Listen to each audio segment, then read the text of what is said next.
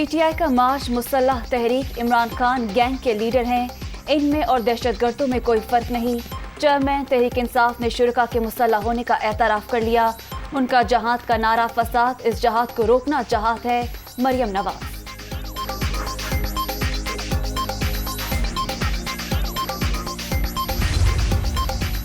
इमरान खान और वज़ीर आला खैबर पख्तूनख्वा के बयानात पर कमेटी कायम। वज़ीर दाखिला सरबराह होंगे। कारकुनों के मुसल्लह होने के एतराफ़ के बाद किसी सबूत की जरूरत नहीं। राना सनाउल्लाह की प्रेस कॉन्फ्रेंस।